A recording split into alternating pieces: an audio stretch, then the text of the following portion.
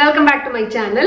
இன்னைக்கு ஒரு இன்ட்ரஸ்டிங்கான frosting recipe தான் பார்க்க போறோம். Chocolate cream cheese frosting. இது ரொம்ப ஒரு டேஸ்டியான frosting. Chocolate cake, banana cake இது மாதிரி எல்லாத்துக்கூடயுமே இது நல்ல ஒரு காம்பினேஷன். இப்போ நான் அந்த ரெசிபியை தான் உங்க கூட ஷேர் பண்ண போறேன். வாங்க வீடியோக்குள்ள போகலாம்.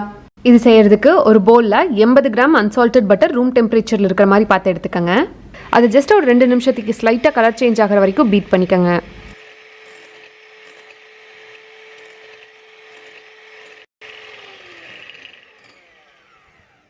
இது கூட 220 கிராம் ரூம் டெம்பரேச்சர்ல இருக்க க்ரீம் சீஸ் அதையும் சேர்த்துக்கங்க உள்ள. இப்போ அது ரெண்டும் ஜஸ்ட் கம்பைன் ஆகிற வரைக்கும் ஒரு நிமிஷத்துக்கு அதை பீட் பண்ணிக்கங்க.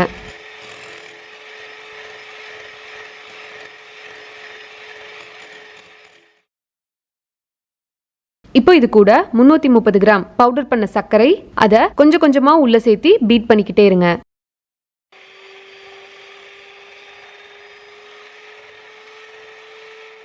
அப்புறம் இந்த மாதிரி ஒரு ஸ்பேச்சுலா வச்சு சைடில் ஒட்டி இருக்கிற சர்க்கரை கீழே இருக்கிற சர்க்கரை எல்லாத்தையும் உள்ளே எடுத்து கொடுத்துக்கிட்டே இருங்க. அப்போ தான் ஈவனாக மிக்ஸ் ஆகும்.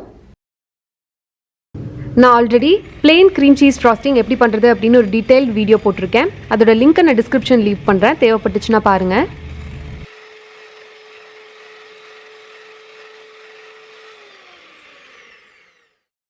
இதான் கடைசி பேட்ச் ஆஃப் சர்க்கரை, இதையும் உள்ளே சேர்த்திட்டு நல்லா பீட் பண்ணிடலாம்.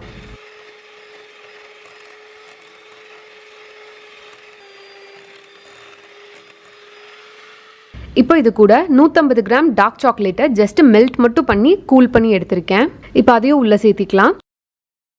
நான் மைக்ரோவேவில் மெல்ட் பண்ணேன். நீங்கள் ஆக்சுவலாக டபுள் பாயிலிங் மெத்தட் யூஸ் பண்ணி கூட அதை மெல்ட் பண்ணிக்கலாம்.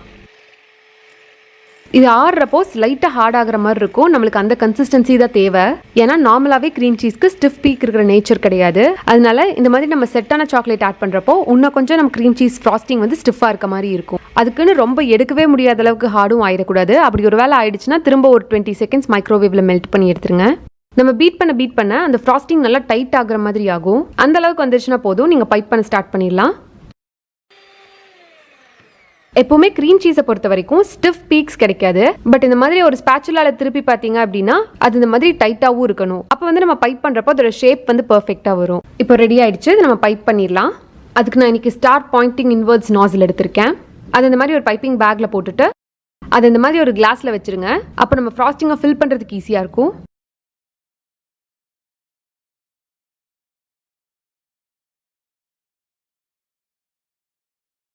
ரெடி ஆயிடுச்சு. இப்போ நான் உங்களுக்கு பைப் பண்ணி காமிக்கிறேன்.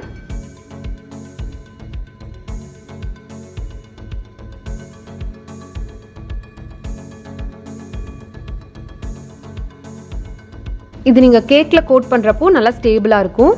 இன்னும் நல்ல ரிசல்ட்ஸ் வேணும்னா ஜஸ்ட் ஒரு 15 மினிட்ஸ் ரெஃப்ரிஜரேட் பண்ணிடுங்க. அப்போ நம்மளுக்கு ஷேப் இன்னும் பர்ஃபெக்டாக கிடைக்கும்.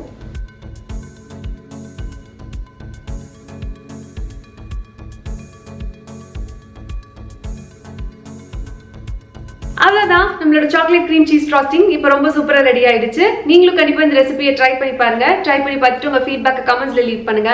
என்னையும் எங்காவது பர்சனலாக ஃபாலோ பண்ணுவோம் அப்படின்னு நினைச்சீங்கன்னா இதனோட இன்ஸ்டாகிராம் ஐடி ஹரிணி பாபுராஜ் என்ன ஃபாலோ பண்ணலாம். நான் உங்களை இன்னொரு வீடியோவில் இன்னொரு இன்ட்ரெஸ்டிங்கான ரெசிபியோட மீட் பண்ணுறேன். அது வரைக்கும் பாய்.